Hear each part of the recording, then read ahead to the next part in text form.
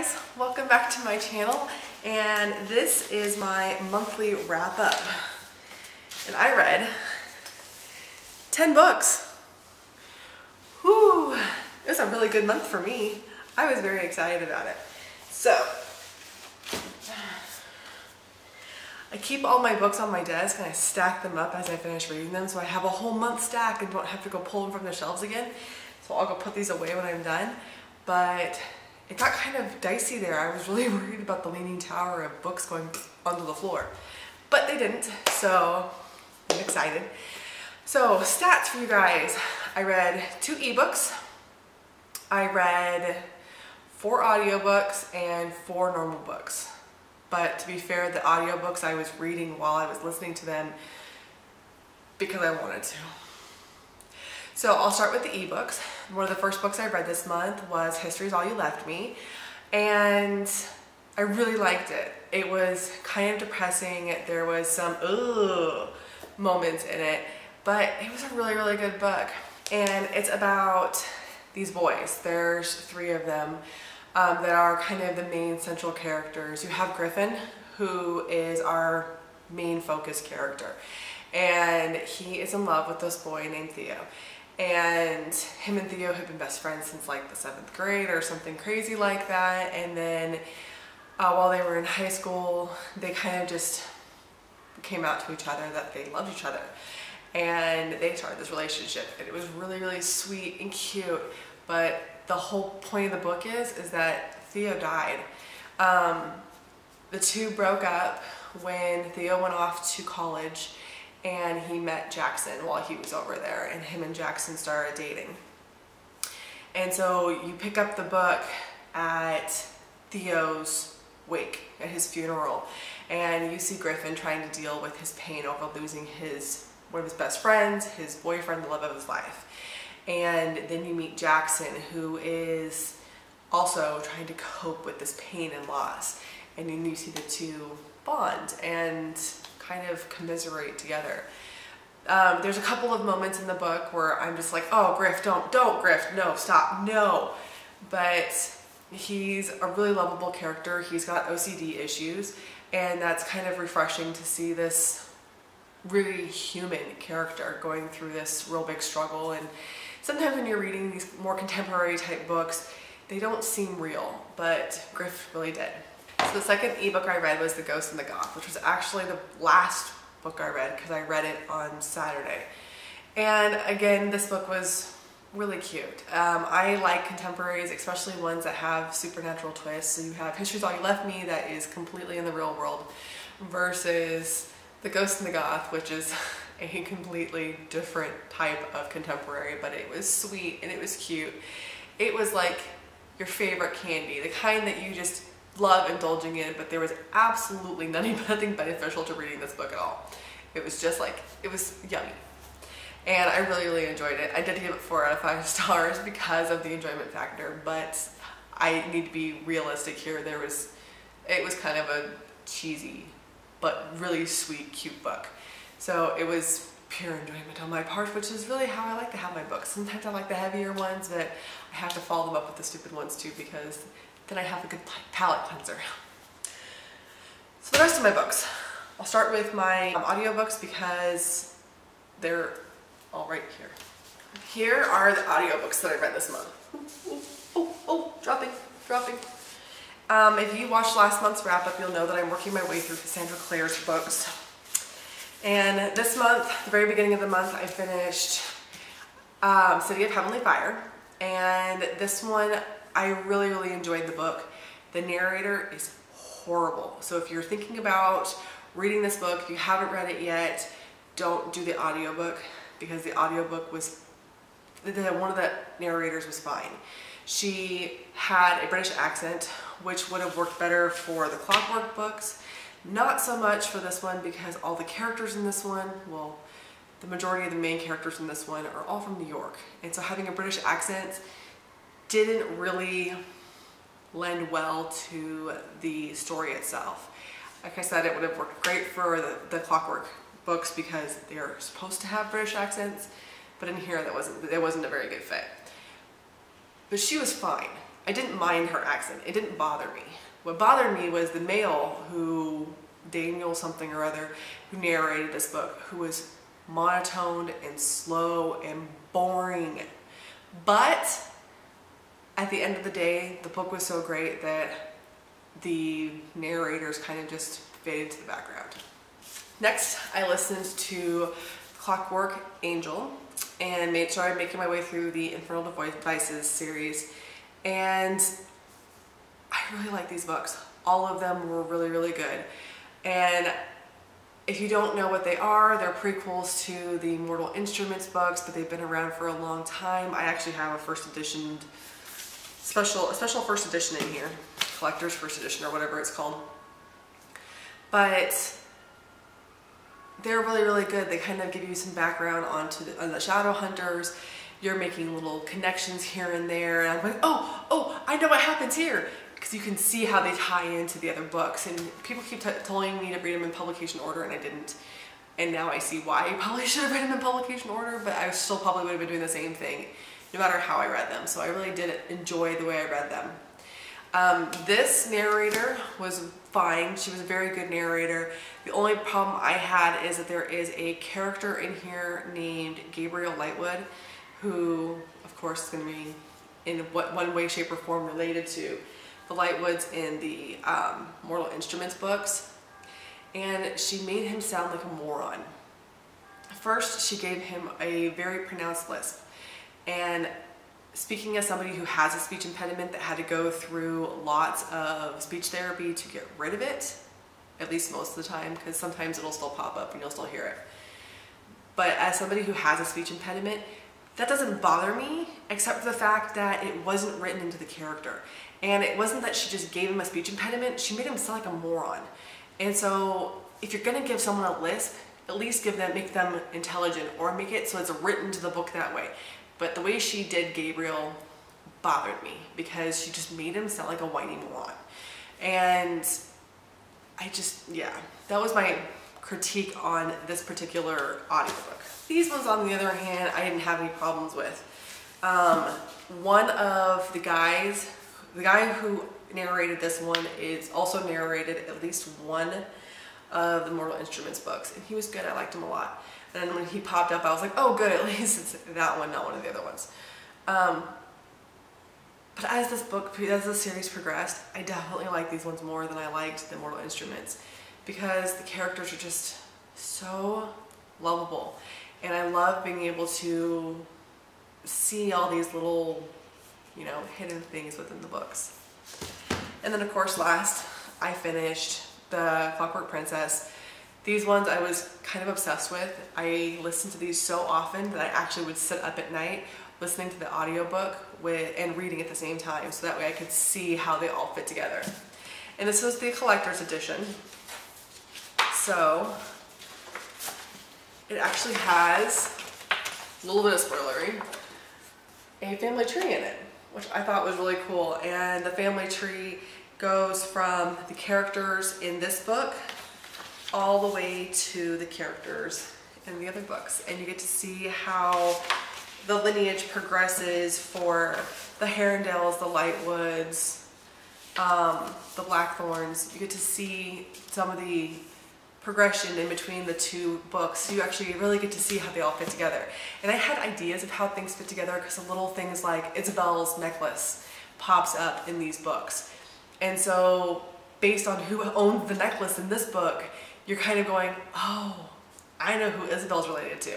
And it was kind of fun to be able to see, the little things of like where that necklace came from. Because if you've watched any of the Mortal Instruments, read any of them, Isabel has a ruby that glows and pulses when she's around demons. And you get to find out where it came from. And it was just one of those interesting tiny little tidbits that doesn't really mean anything, but that I absolutely loved about the books. And so now my next goal is to hit the Dark Artifices. They are stuck at Barnes & Noble and will be there until November. So I'm going to have kind of a little hiatus from Cassandra Clare probably for this month. I may go through the Bane Chronicles and Simon's books while I'm waiting, but chances are I'm probably just going to put it off for a little bit. and pick them all up at the same time again and make November a big Cassandra Clare month too. Okay, so now the final 4 books that I read this month that were just me reading without any devices whatsoever. No electronics required here except for, you know, light or sun. So I read A.L.O.E, which is the second half of the duology from Magonia, and I did not like this one nearly as much as Magonia. They're both slow burn books, but I like the way that Magonia was written more. I love how it ended, but the book as a whole, it took me a lot longer to read, and not because it was a heavy book, because it's really short, but not because it was like heavy in content, it was just slow, and so it was harder to read, and I enjoyed the duology as a whole. I love how it ended, but I gave it a 3. I liked it, but I don't know. If you don't know what Magonia is about and you want to read it, keep it that way, because the only thing that you really know about it, Epic Reads compared it to taking Daughter of Smoke and Bones and Fault in Our Stars and Stardust and squishing them all together and making one book, and that would be Magonia. And knowing that it's about a girl who can't breathe, who is dying, and that there's some supernatural element to it, is all you really need to know, because if you know any more about it, the big reveal that they tell you on the flap of the book doesn't happen until halfway through, and so you're going to be waiting for it to happen and you're going to be disappointed. Me, I had no idea what was going on, and so I was enjoying the book as I went along. But like I said, that one, it was another slow book, but it was slow in a good way. This one was just slow. The next book that I read was an A.L.O.E book. It's Eliza and Her Monsters. And my daughter read this. It took her 3 months to get not even a quarter of the way through the book. You can see where her bookmark sat forever. Her bookmark sat here. So she was on page 80-ish for like 3 months because she put it down just to pick it up again. She read the rest of the book in less than a week and absolutely loved it and kept bugging. And I had just finished A.L.O.E and I needed a new book to read, and she throws it at me. She's like, you have to read it. I read it in a day because it was so incredibly cute. And this one, kind of like the Ghost and the Goth, it's just really cute. And I spent the entire time smiling because it was so cute. This one has more substance. This one's a better book than the other one was, and I gave it 5 stars because it was such a good book. There was definitely some little problems in it, and I'm like, okay, I don't understand why this is happening. This is annoying me. But even with that aside, I still loved it. And when I love a book and there's little problems, I don't care. I'll still give it 5 stars. If I love a book and there's a lot of problems, then I'll knock it down. But this one I loved, and there was a couple of parts I was like, okay, I don't necessarily like where this is going. But it's about this girl who writes a webcomic. She's anonymous, so nobody knows who she is. This new boy shows up at school. He turns out to be the most popular fan fiction writer for her comic, but she's still keeping her identity a secret, even from him. And you know it's gonna have to happen. You know it's gonna implode eventually. So it was a good book. It was really cute. I highly suggest. The next book I read is 5 to 1, and this book is about a futuristic-ish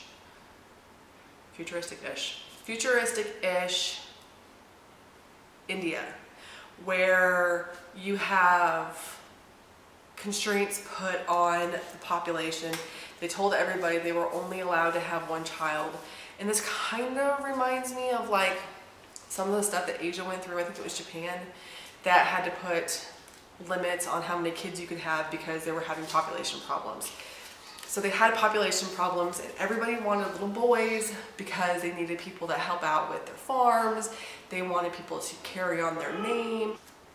So in this, I think it's India, They don't really say if they use other names, but it sounds like India.